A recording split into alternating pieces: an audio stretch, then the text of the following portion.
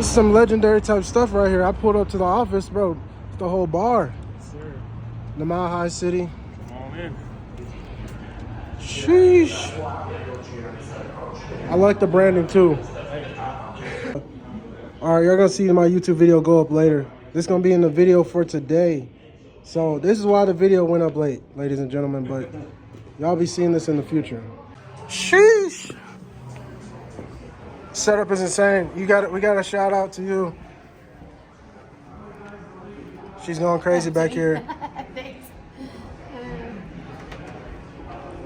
The set is fire. I need to do something like this at our house. Oh, yeah. So what do we got right We now? got some gifts for you here, man. Here's the DNVR hat. Let me see this. DNVR. DNVR shirt. That's The hard. logo. Then we got a few buff shirts here. The one I got on. Pride and Tradition. That's hard. Coach McCartney had a saying back in the day. It was, the pride and tradition of the Colorado Buffaloes will not be entrusted to the timid or the weak. They got that in the facility. You Yeah. seen it? Yeah, it's downstairs. Yeah, so they're one of 25 schools with a Heisman and a national championship. Yeah, Then it's a good fact to know. Oh, yeah. Go Buffs. Sure. Shout out Ralphie, bro. Oh, yeah. And then this one, I'm sure you've heard of it by now, but probably our most iconic win. We beat Nebraska when they were #1 in the country, 62-36 at Folsom.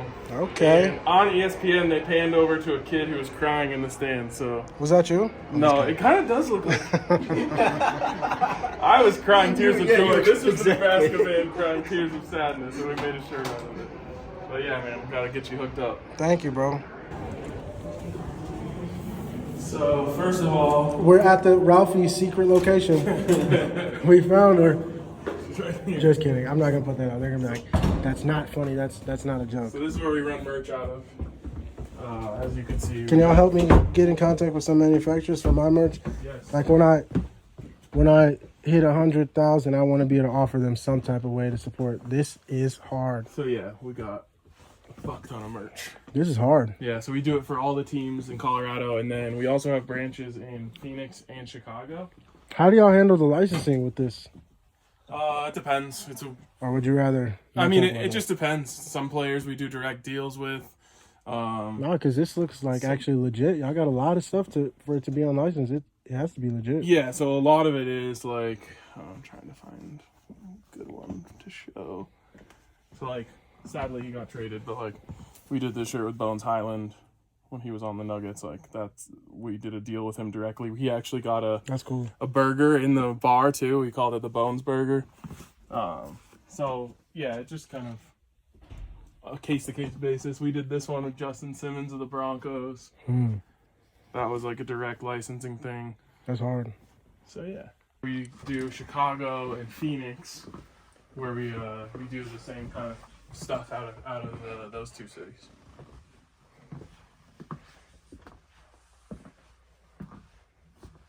It's so quiet in here. In a good way. Y'all got to see the amazing view. You can see the street. That's cool. Some buff stickers for you. Appreciate you. These are hard too. Who's y'all's graphics guy that did all, like the DNVR logo? Yeah, his name's Eric. Shout out Eric. D-line. Shout out to Eric, bro. Yeah, he is insane.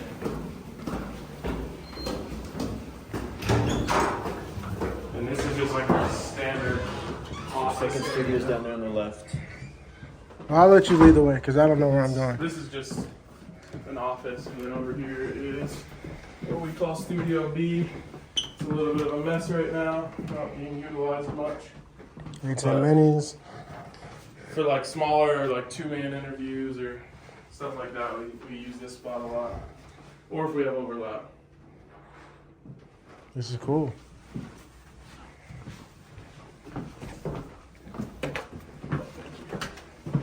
And then this is like sales offices, conference room. You said you want to go into sales? No. You said, Sticking to content. nah, bro, sales will be more, they'll be more fun. More money, probably. Nah, I don't know, buddy. So yeah.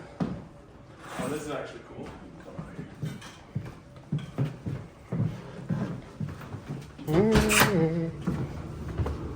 It's a lie. It's not alarmed. Pretty sick view of the city.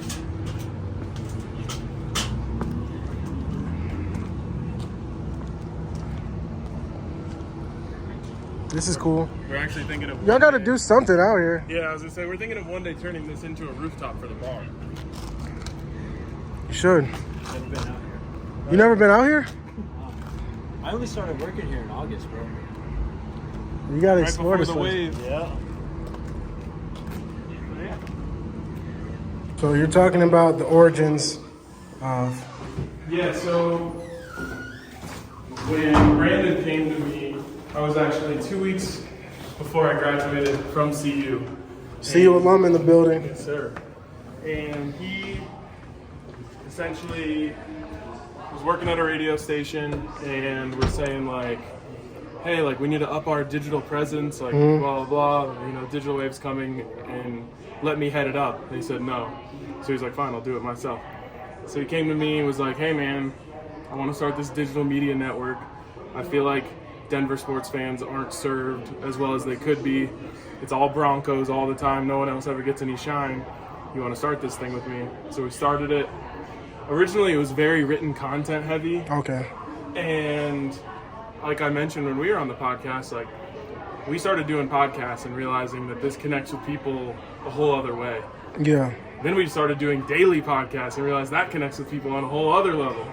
Then we started doing them live on YouTube, realized that connects with people on a whole other level. So we kind of created this really cool community of like diehard Denver sports fans, whether it's Buffs, Nuggets, Avs, Rockies, whoever, that want to be a part of something more than just cheering on the team. So we have, you know, we got the bar and people come here and hang out, or we do tailgates before the Broncos games. Like, I think that's been the coolest part is that we, through the content that we created, we met all these people and we're able to make like real connections with them, or even better, they're able to make real connections with other people like them. Facts.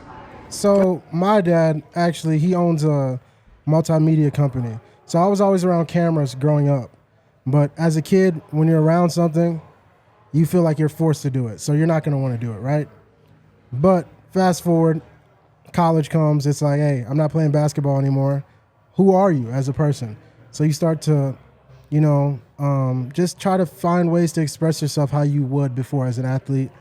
And podcasting was my very first YouTube video. It was like a music video reaction. So I started with that. My co-host, it was short-lived, but I kept with the videos for some reason, taught myself how to edit using Final Cut Pro via YouTube. Shout out to YouTube University. I am still in school, though. I go to a school in Dallas for broadcast digital media, so I do everything as far as hands-on with the cameras and audio, and then I have a minor in music business. That helped me connect with Deion Sanders Jr. because I was working at a studio in Dallas.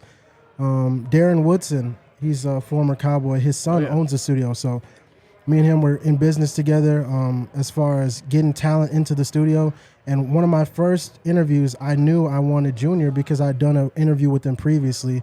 And I was just a big fan of his music, honestly. Had him come in for an interview. Interview went great. The next day he called me. He said, hey, let's shoot some content. Went to the house, shot some content, and then within a week, literally, I moved in with them. We locked in. We did content every single day for Well Off, for the clothing brand. Yeah. Then his dad gets a job at Jackson.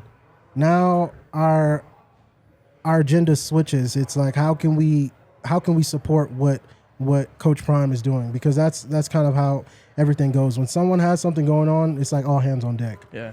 Everybody has to be working.